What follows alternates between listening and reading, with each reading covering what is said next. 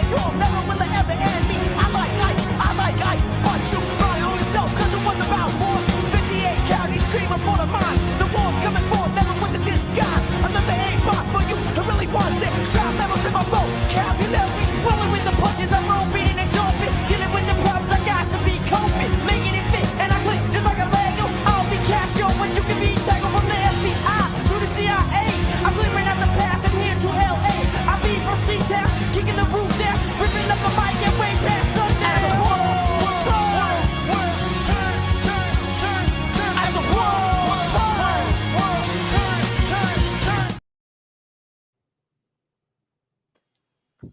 turn. And we are back. Welcome, everybody, to the first ever live edition of Prospects of the Land with your host, Taven McCulley. Joining me, as always, and from now on, will be my co-host, Nate Bope, a.k.a. Tailgate Nate. Nate, how are we doing today?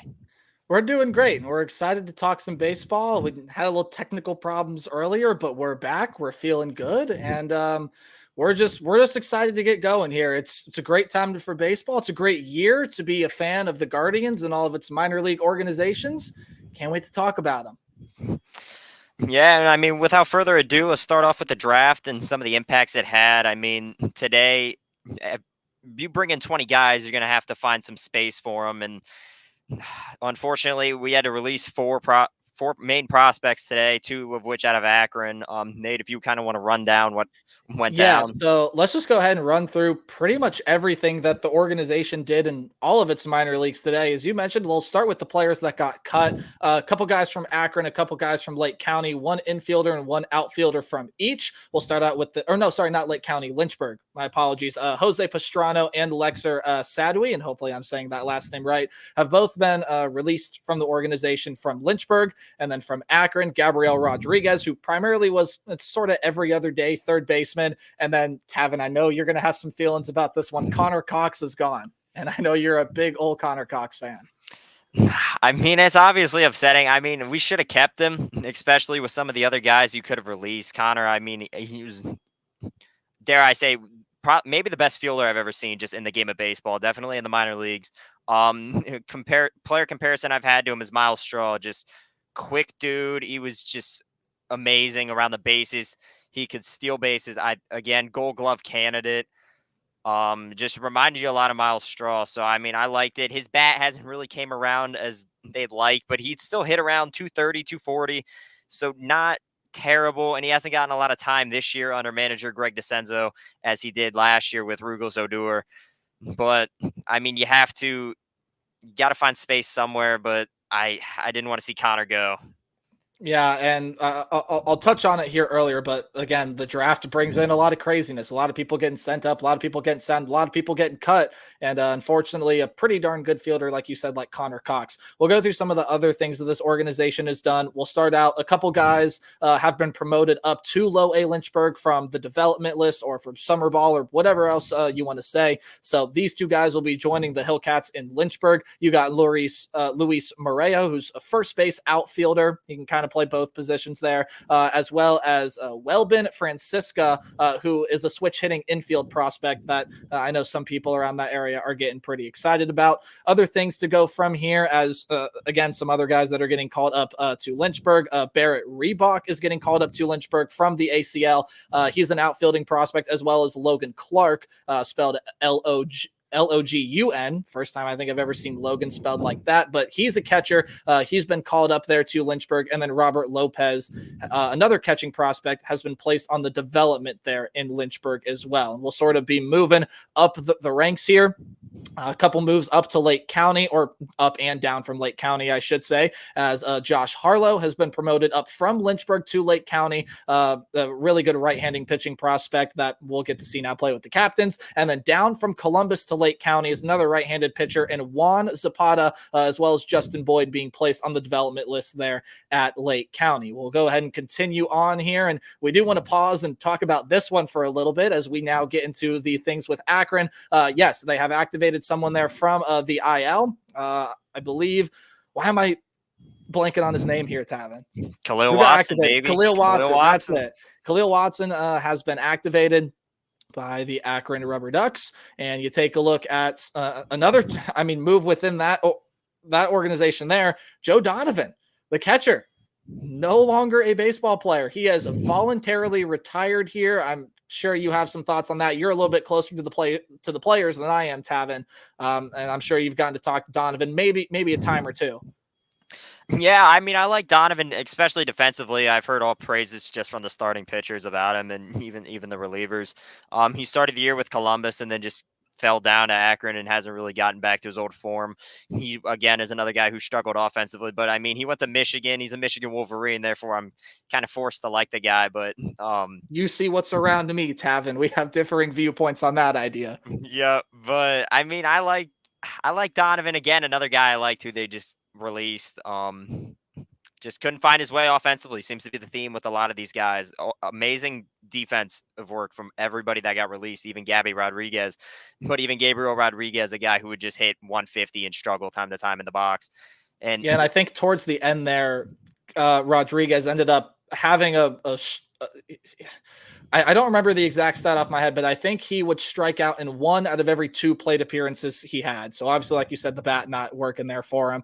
Do have a couple guys, though, that did get promoted up from Lake County to sort of fill those holes there in Akron. You have a new outfielding prospect by the name of Guy Lipscomb, who has been promoted up from Lake County, and then Zane Morehouse, a right-handed pitcher. I think will be a bullpen piece up there as well. So that's pretty much all I got there for you. No real big moves from Columbus to Cleveland or Akron to Columbus. Nothing really notable there in that regards, unless you have something there, Tavin. Besides Joey Cantillo, who made his debut. That is correct. Joey Cantillo comp. And look, can we talk about that debut for a second? I know it's not a true guards podcast here, but if not for Kyle Schwarber having a really hot bat, that debut was not really that bad.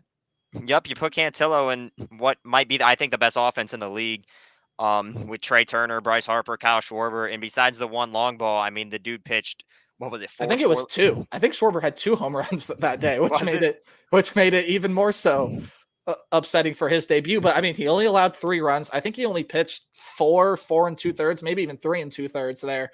But I mean, for the most part, he was pitching pretty well. Maybe his stuff wasn't there to the best of his ability, but I thought for the most part he was pitching pretty good. But nonetheless, those are pretty much all the big moves here that I've seen, either being moved up, get called down, things of that nature. Tavin, any thoughts on anything else here? We're both going to be a lot bigger into the Rubber Ducks and Clippers, especially since we're more around that area, but getting Khalil Watson back for that team is huge. Some of those pieces up from Lake County, we've seen guys have a lot of success getting called up from Lake County to Akron this year. CJ Kafis is one. The 2 pitchers, Peterson and Messick, have been phenomenal for the Rubber Ducks. I think Guy Lipscomb's going to follow with Kafis. I mean, the dude is hitting pretty much 290 all year. He's hitting 278 now. He's not huge on power. He only has 3 home runs, but he's a solid fielder. So, I mean, I think he's going to make the jump just like Kafis did and give Akron a great chance headed into the end of their season, because we're pretty much already in August. They play till the middle of September and try to make a playoff push for Akron. So I like the Guy Lipscomb pickup. I don't know a lot about Zane, but especially Guy, I like him. Well, let's go ahead and take a deep dive, or not necessarily a deep dive. Let's take a dive into what sort of each organization did here over their past series, and we will move from the lower levels up. So we'll start with Lynchburg and end with Columbus. We'll just kind of go through some results here real quick. Of course, starting with the single A affiliate, the Lynchburg Hillcats. They had a series here.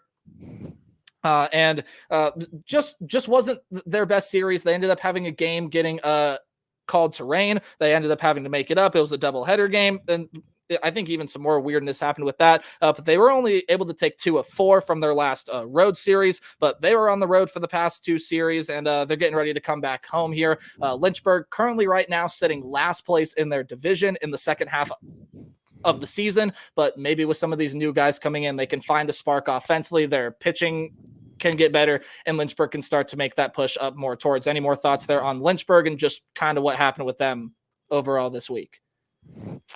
Again, I don't really follow Lynchburg a lot, just because those guys are getting bounced around and just playing time for everybody. But I mean, I've checked in the stats. I don't think it's going to be long before Ralphie Velasquez and Jason Churio get the nod up to Lake County. But besides them, I mean, nothing really crazy going on in Lynchburg at the moment. And nothing too crazy going on in Lake County as of the moment. Well, and Lake County going to sort of be that bridge between Akron and Lynchburg and everything in between. They have already clinched that first half, so they're already going to be playing playoff baseball. They took, or I should say, that they got the 6-game split, if you will. So they took 3 of 6 from Great Lakes, and overall, I mean, it wasn't a bad series. You had a couple games where there was some good offense, a couple games where there was some good pitching, and overall, I mean, Lake County, even though they still won that first half, they're still playing some really good baseball. Yeah, for sure. And a huge piece in that is going to be Cooper Ingle, catching prospect, who I believe is gonna get the nod to Akron soon. I love whatever that kid's all about. He's been hitting over 300 all year, and I think when they promote him, they're going to promote the catcher we just got from North Carolina State. I'm blanking on his name. In the Cozart, draft. Baby. I'm a huge fan. Jacob Cozart. I think they're going to send him up to Lake County just because he's played college ball. So I don't really see the need for him to start out definitely in rookie ball in Lynchburg either, with them having Ralphie Velasquez if they wanted to keep Ralphie down since he came out of high school. And then you can put Cozart up and maybe high A and just see how he figures things out there. But no, I for sure. I think Cooper Ingle is probably the best prospect by far down in Lake County. Well, let's go ahead and move up to Akron. Of course, the team that I intern for, the team that you go to a lot of their games, you're close with a lot of the players. First 2 games against the Bowie Bay Sox kind of started out slow. They couldn't really find the offense. The pitching wasn't as sharp as it could have been. Well, they took the last 4 of 6, winning the series against the Bowie, however you pronounce that. I'm sure people say it both ways. Bowie, yeah. That's exactly what I thought it was. I knew I was saying something wrong. Some of these wins here, a 6-3 win on Thursday, a 7-0 win on Friday, a 9-1 win on Saturday, and then you get this really weird, slow-paced 3-2 game. It just kind of seemed like both teams wanted to get the game done, but Akron was able to walk it off there. Thoughts on what the Rubber Ducks did this week? First 2 games obviously struggled a lot. Tommy Mace just seems like he hasn't been the same since he got back from Portland earlier on in the season in May. But then you head to Thursday and Friday with Peterson, and Friday, Matthew Boyd rehab start. He did amazing, and the offense was obviously cooking there. They put up 6 on Thursday and 7 on Friday, and then Saturday, big game from Ryan Webb, who was phenomenal. Yeah, he was dealing. If you haven't checked out the interview that we've done with Webb, please go look at it. He says some amazing stuff, and I especially love talking about what pitchers throw with them and the way he's able. It's just fascinating stuff. You have to go watch it. It's on the socials. Go check it out. But yeah, to your point, Ryan Webb was absolutely dealing. There are a lot of really good pitchers that are in Akron right now. You talk about Messick. Peterson is another guy that just works with such pace. He's really, really good. We could see him get the nod to Columbus here, but overall, Rubber Ducks had a pretty solid week, and right now they're sitting at first place in the second half here, maybe tied with the Erie Seawolves for that first place spot. But I mean, overall, Akron is definitely on track to playing some playoff baseball. And there's a big storyline with the Rubber Ducks that we're going to talk about a little bit later, because the top prospect in the organization, you all know his name, came back, but we'll talk about it more later. Let's move on to Columbus and talk about what they were able to do. I did want to add something for Akron on Sunday. Yeah, go for it. Aaron Davenport, another crazy good start. I mean, and happy late birthday to Aaron Davenport. I've said it before in past videos that I've made. I think Davenport's our best pitching prospect in the entire organization. You can call me crazy. I think he's better than Cantillo, Dion. Davenport was just dealing. He had 9 strikeouts, season high, and just 4 in 2/3 innings, which DeCenzo pulled him. I have no idea why. He's made some questionable decisions this entire year that I begin to question, and not just that, but the entire bullpen has been on fire, it seems, as of late. Lenny Torres down in Akron is going to be a big pitching prospect coming up. Trey Benton, Bradley Hanner, they've been on fire. It seems like everybody in the bullpen has been great, and everybody's been on fire besides 2 guys, one of which they released, Jordan Jones, which he's gone, and Jack Leftwich is He's had a couple outings where he's really started to find himself, and he's starting to find his pitches better. But again, to your point, has seen his struggles this season. If that's all you had to add, let's go ahead and move on here to Columbus. And look, The Clippers are an interesting team to talk about right now because you take a look at the standings in that first half. This team just wasn't producing as much as they could have offensively. The pitching just wasn't where it needed to be. And now all of a sudden in the second half, it's like a total script flip. This team is hitting the ball. This team is pitching well. And yes, that probably is in part to they have Manzardo and Brito, and they have McKenzie and Allen, and just a bunch of players that probably should be with Cleveland right now. You could argue that point, but the Clippers have done a total script flipped. And I'm looking up the standings here right now. So give me a minute while I figure out how many games they are ahead in first place. I got it right here, actually. They're a whole 2 games ahead of Nashville, who's the Milwaukee AAA team. Usually always have a good farm league system, do the Brewers. But the Clippers right now are in first place. I mean, that script, they've done a full 180. It's been quite something to watch. Yeah, I mean, a huge part is that they've just had multiple major leaguers that are on their team. I mean, Miles Straw, Logan Allen, McKenzie, who hasn't been up to his old form, and I believe he should just go get surgery now. I mean, he seemed to struggle in every outing thus far, but just guys like that, Lavastida, who at one point was in the major leagues, and Christian Cairo, who's seen his ranks, he's starting to hit really well. Jose Tena as well, who's been in the major league. So they've got a lot of former major league guys on that roster, but I believe also many trade pieces, which we'll get to later. Which there just isn't space on the Cleveland roster for these guys. They are all talented in their own right, but just not enough space to where you need a starting pitcher. You're going to need to package 2-3 of these guys that aren't going to play in getting a starting pitcher. And we're going to talk about that here later as well. But I did want to tell you, because I didn't get a chance to slip it in, so I'll go ahead and say it now. They did take 5 of 6 from Memphis in their past series. And overall here in the second half, again, I have only lost 9 games. But, I mean, you take a look at their past 3 series here. It was a road series against Indianapolis, then a short little 3-game series against Louisville, which they were able to take 2 of 3. And now you take 5 of 6 from Memphis.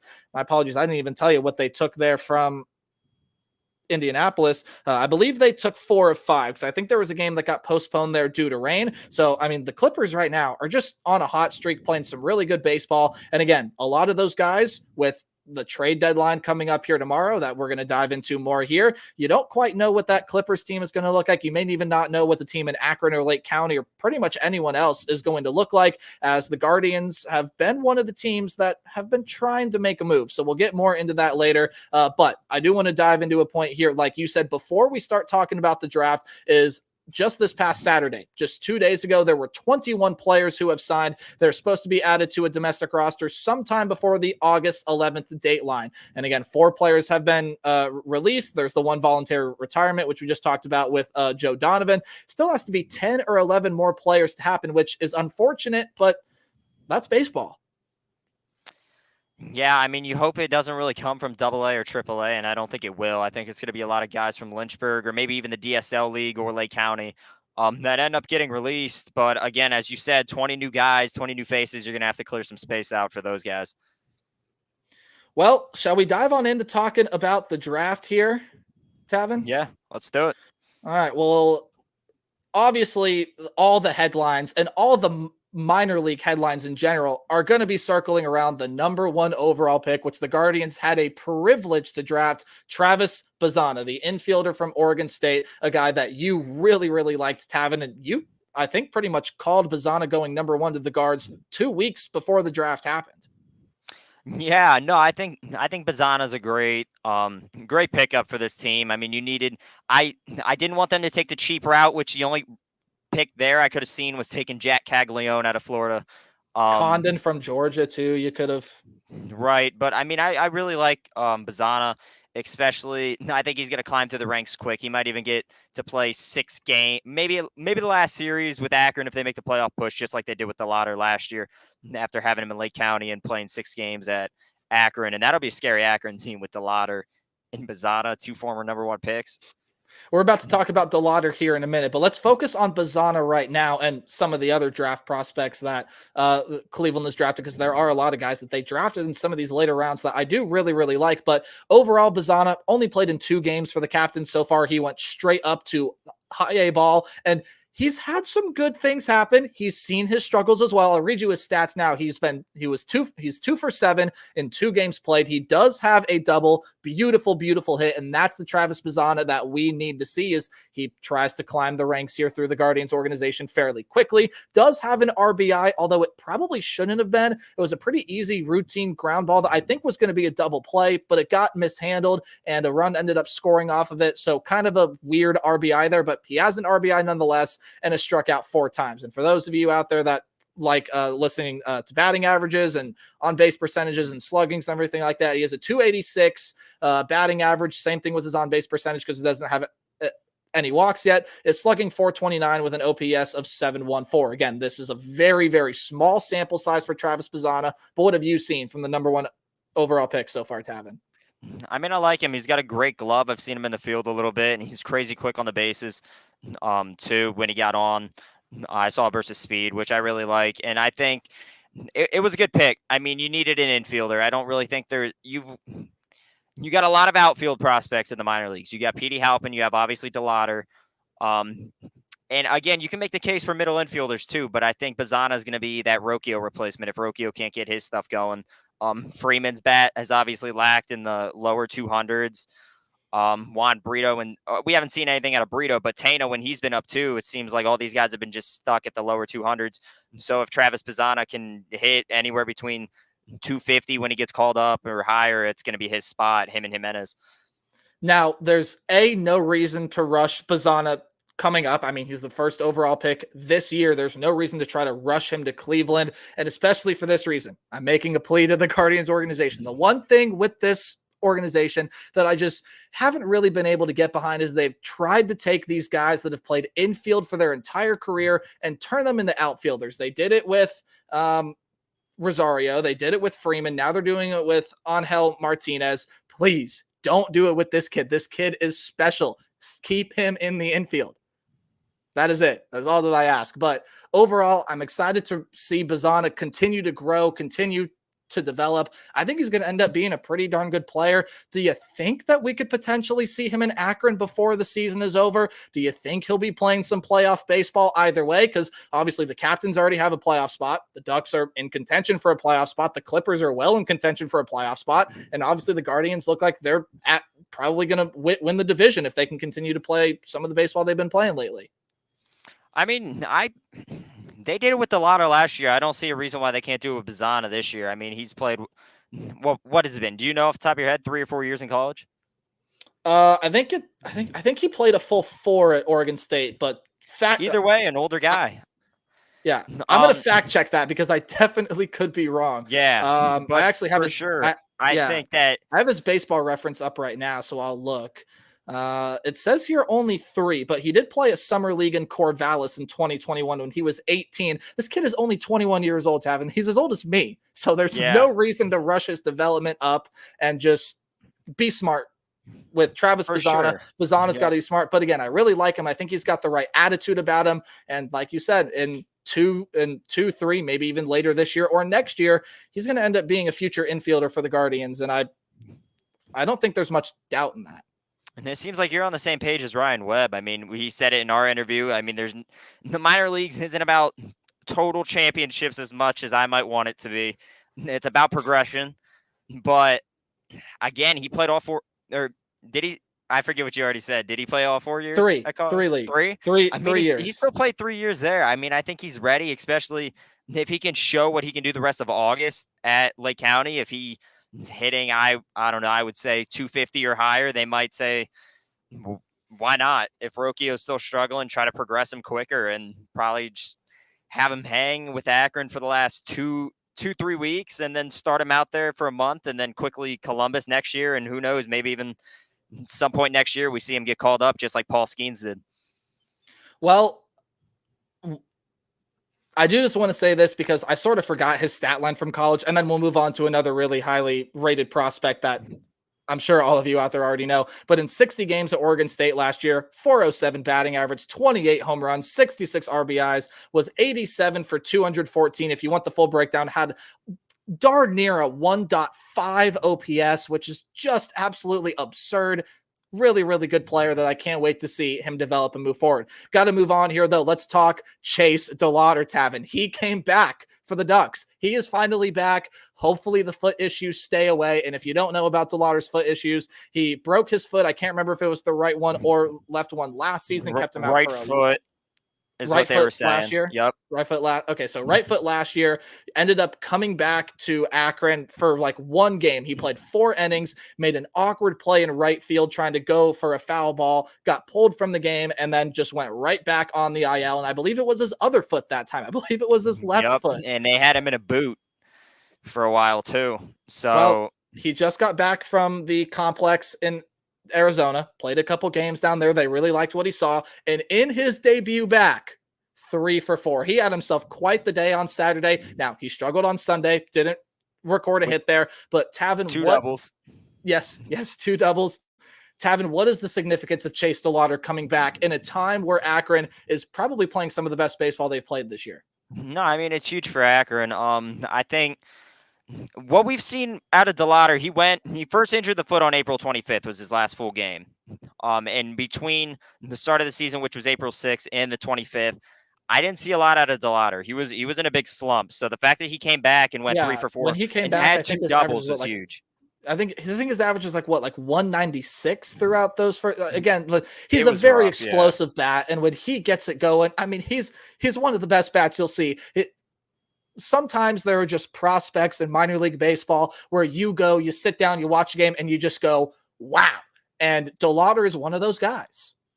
Yeah, for sure. And then he's a big guy too. With the speed that he has, he's a great fielder. It just comes down to what him and George Valera have struggled with, and it's just been injuries up until now. And so I think that's been, especially for Valera, the only thing holding him back from cracking the major league lineup. And this could be the same for DeLauder, but hopefully he can just stay healthy. And if he is, he's, again, like you said, one of the best bats that is definitely on our farm system. Yeah, he is. I mean, him, Bazana, you take a look at some of those guys that are in Columbus. Manzardo saw time with the Guardians this year, turned into a doubles machine. Jonathan Rodriguez has been called up. Of course, Big Christmas. John Kenzie Noel is a big power bat for him there. And a ton of other guys have been called up for the Guardians this year. But again, if DeLauder, foot injuries are always tough. They are so hard. But I'm praying that they stay away from Chase DeLauder because, I mean, if this is a Guardians organization that's going to continue to play the caliber of baseball that they've played this season and years prior, you want a guy like Chase DeLauder to progress well. You want your top prospects to play well. They need that out of Chase DeLauder, not only in Akron, but maybe in Columbus and possibly in Cleveland down the road here. Tavin, should we talk about the draft a little bit more? We didn't get to talk about it last week because obviously we didn't have a show last week, but let's go through some of the picks that they made here. And we've already talked about Bazana, number 1 overall pick. He's going to get all the clicks, all the headlines, and everything. There are some guys here that we picked up that I really, really like, including a guy who you've already mentioned, Jacob Carzart, coming over from NC State as a catching prospect. I'm over the moon about him. While I pull up his Baseball Reference, talk a little bit. Yeah, you like Cozart, and we've had a great draft. I mean, the round A competitive balance, we took Braylon Doty. I don't know if I'm saying his last name right, but he was a high school pitching prospect. I like everything he's about. And then you took obviously a lot of pitchers, which is like likely of the Guardians with any draft. But a guy I like is a left-handed pitcher out of Miami, Florida, is Rafe. How do we say his last name? Schlesinger. I like everything he's about. I've seen his highlights. He's got good stuff. I think he was a steal, and then a round 13 pick out of Oregon. In Bennett Another Thompson, catcher. Catching prospect. We got 2 great catchers in this draft, and I really like both of them. I want to rave about Cozart for a minute because I don't know what it is. Maybe I'm kind of fanboying out here, but I think he's going to end up being a pretty huge part to some of the minor league teams that we have here, and maybe Cleveland way on down the road. The thing that this Guardians organization has struggled with is finding a catcher with a good bat. And Bo Naylor was supposed to be it, but his bat seems to be off and on. Jacob Carzart can very well be that guy. Hit 305 in college, select 19 home runs. Now, granted, he is a kind of do or die guy with the bat. Last year at NC State, 19 home runs, had only 2 doubles and 1 triple. So he more than doubled his extra base hit production with his home run production, 54 ribbies, and is just an insane athlete behind the plate. I really like Cozart, and I think he's going to be a big piece. But again, talking about a lot of the pieces that you mentioned there, especially a lot of these pitchers they drafted, Rafe out of Miami and a ton of other pitchers that they drafted here as well, and a lot of them who have already signed. That's the thing that, again, the Guardians are struggling with, but this organization is known for. Some of these pitchers that got picked in rounds 10 through 20, you're going to see develop really, really well. And 15 out of our 20 picks were actually pitchers, so yeah, gotta hope a lot of those guys turn out. And 2 were catchers, so, and you throw Bazana in there as shortstop, and then they took another shortstop, an outfielder, and that was it. So yeah. So a little bit on the why am I blanking on his name? Doty. Doty, he was a high school prospect that the Guardians drafted. He's committed to play at Oklahoma State. We'll see if he's either going with the Guardian system, if he decides to go play his college ball. Usually with guys that come out of high school, they go play a year or 2 of college, maybe even 3, and then they get mixed into the organization. But it kind of changes from situation to situation. He's a high school kid that obviously you get drafted, my apologies, in the second round of the MLB draft. I think even the first round, he might have been a compensatory kind of I forget compensation what pick. Yeah. Yep. Yeah. Round A. So it's pretty much if you draft somebody and you don't re-sign them, which we get one every year because we're cheap over at Cleveland. Then you get one of those picks. So let's go ahead now and dive on in to talking about the trade deadline. We're probably going to end up touching a lot of time on this, but obviously we're here to talk about the minor league teams. We're going to dive into talking about Cleveland a little bit here because, Tavin, what are the things that the Guardians need right now in order to make a serious push for the World Series? Starting pitcher. I mean, it's been the obvious thing all year. I like Bibee. I've loved Bibee ever since he was in AA. I think he's a 2, though. I don't think he's a 1. I think relying on Lively as a 2 is scary because he has been a bullpen guy with Cincinnati and even started the year as a bullpen guy when we had everybody healthy. So I think him as a 2 scary. Gavin Williams is getting off of an injury, which is again scary. Cantillo's young, scary. I mean, he just made his first start, so you can't count on him. Carrasco is he was our feel good story in free agency, but I think that's come to an end. He just can't find it anymore. So again, starting pitchers, obviously the biggest need. Yeah. I just can't say enough good things about Cookie and what he's done with the organization in the past. Again, like you said, just haven't been able to find it this year. But there are 2 guys in the Columbus organization right now that I want to talk about. They started the year as big leaguers, and that's Triston McKenzie and Logan Allen. I totally got the Triston McKenzie move. He was giving up too many home runs, walking too many guys. His velocity didn't seem to be there. He just didn't seem like the Triston McKenzie that all Guardians fans want him to be there. And then Logan Allen down there, that's the one I really didn't get, especially if you need starting pitching.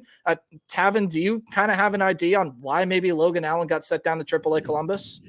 I wish I did, but no. I mean, I thought Logan Allen was solid with us. I mean, I really want to bring up his record this year because I believe it was 8-6 at the time we sent him down, but I definitely think it should have been Carrasco sent down. He's 8-4 on the year with us with a 5.6 ERA. Obviously the ERA wasn't good, but he was 8-4. Carrasco's like 3-7.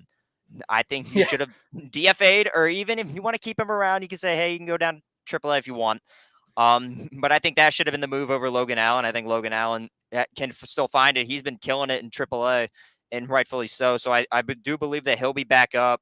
But McKenzie, he just is continued to get rocked down in AAA. He just can't figure it out even down there. And I think it's because didn't he say like he tore something in his arm or something? Like he needs surgery.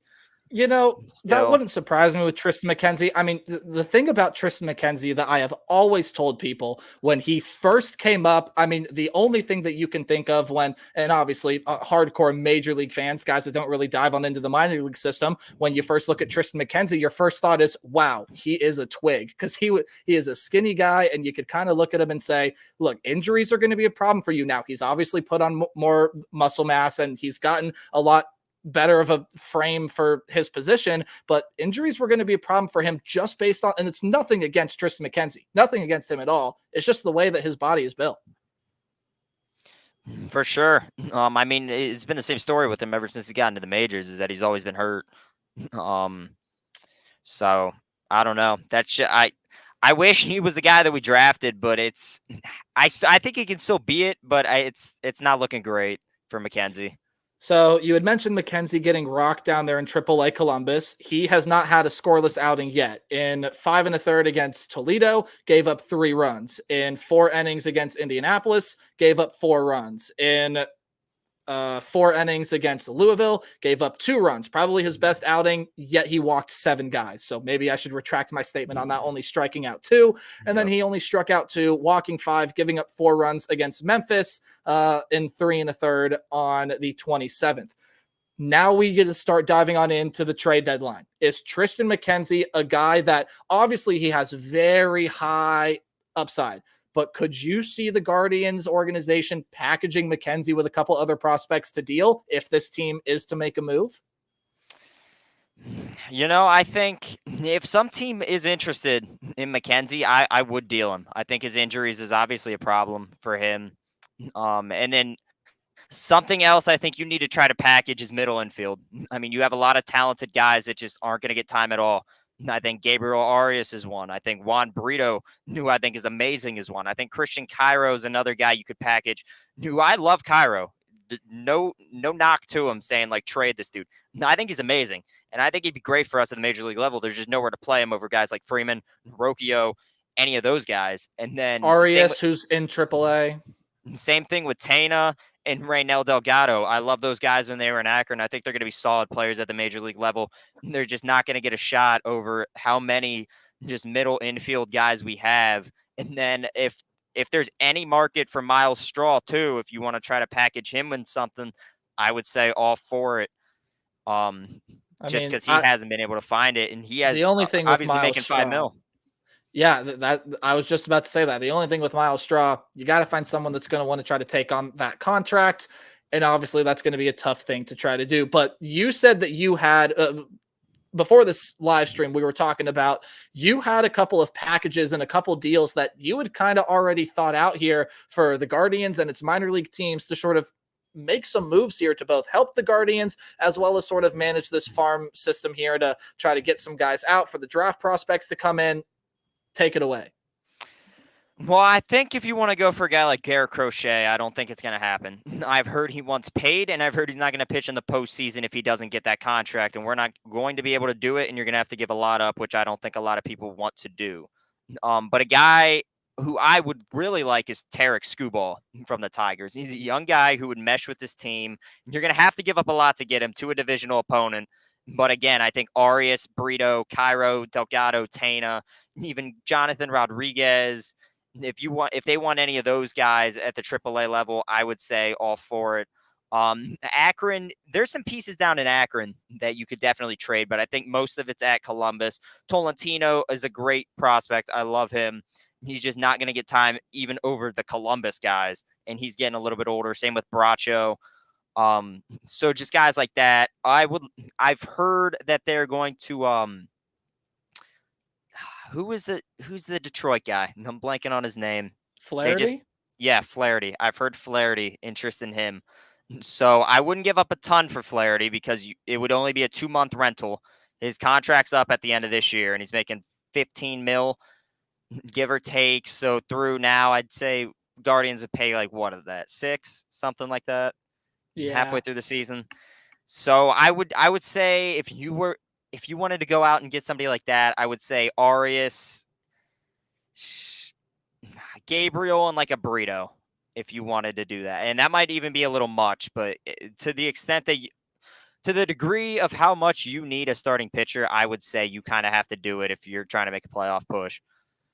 Fetty is another guy that I'd go with. You mentioned Garrett Crochet out of the White Sox. Fetty is a guy that's been right there with Crochet in ERA the entire way. He's a ground ball pitcher, low ERA, doesn't give up many home runs. He'd be sorry to kill your dreams on Fetty, but he went to St. Louis earlier. I didn't see this. No. So that's All off the right. All table. right.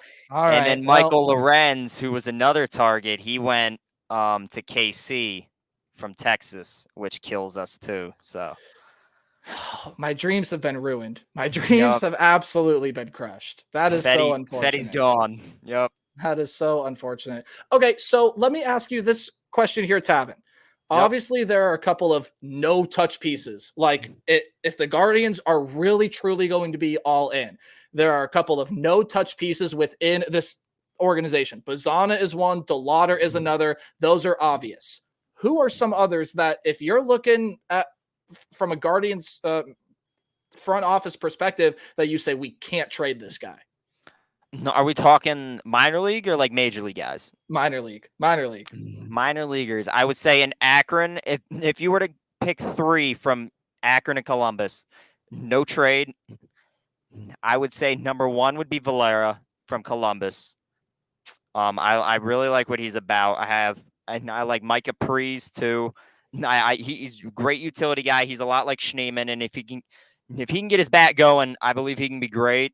And then another guy, I mean, if you want to factor him in, I mean, he's technically a major leaguer, Logan Allen. I wouldn't give up on him at all yet. I think he can really bounce back. I like Logan Allen a lot. And then in Akron, it's just a lot of starting pitching, a lot of bullpen guys I don't want to touch. Lenny Torres out of the bullpen. I think him, Cade Smith, and Franco Alaman, I've said it, who's with Columbus. I would also not trade him. I think that's going to be your next 3 guys out of the bullpen once Clase's deals up and he gets too expensive and just guys like that start to go. And then from the starting pitching down in Akron, I wouldn't want to see Ryan Webb go, and definitely not my boy Aaron Davenport. I think he's the best starting pitching prospect you have in the minors, and I think he's definitely top 3 prospect you have in the minors, if not 1, in my opinion. I might be a little biased here, but I truly believe Aaron Davenport's going to be your next ace up in Cleveland. I really like Peterson. I think the pace that he works with is incredible. You can look down to write something on your piece of paper and write down that was ball 1, and he's already throwing his next pitch. It gets really interesting, though, when guys like that throw for pace can sort of elevate through the ranks, and maybe that's something we can get Austin Peterson on to talk about, hopefully.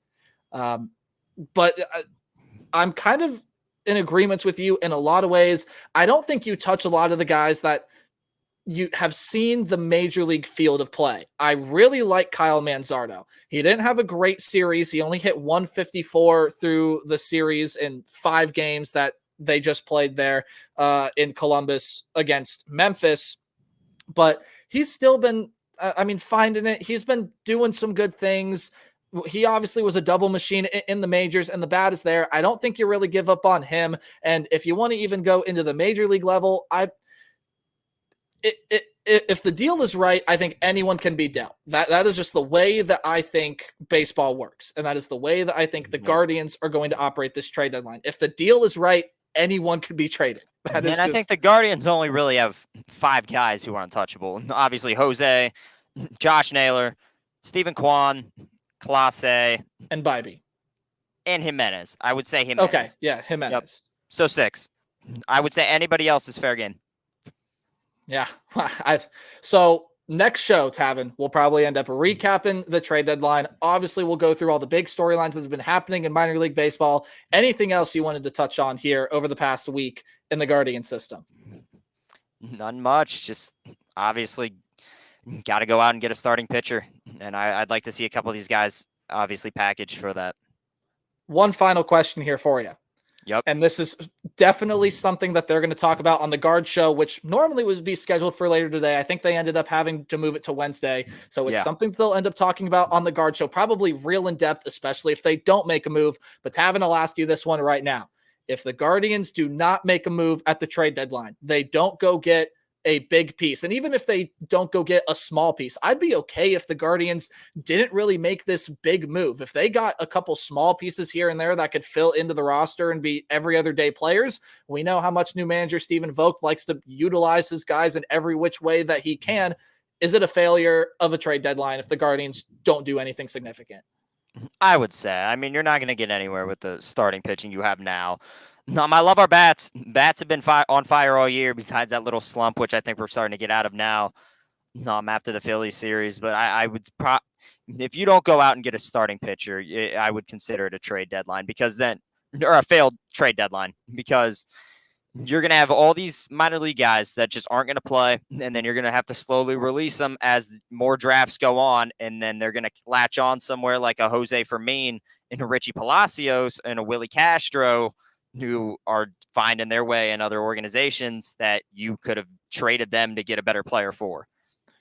Well, we will see what Chris Antonetti and the Guardians front office have been able to, or I should say, will be able to do. Again, they have today, they have tomorrow until, do you know what time the deadline is? 6 o'clock. 6 All o'clock. Right. Well, they have until 6 o'clock. We'll talk about everything they did at the deadline as well as all the other moves going on within the Guardians organization in the next show. Tavin, outro us out.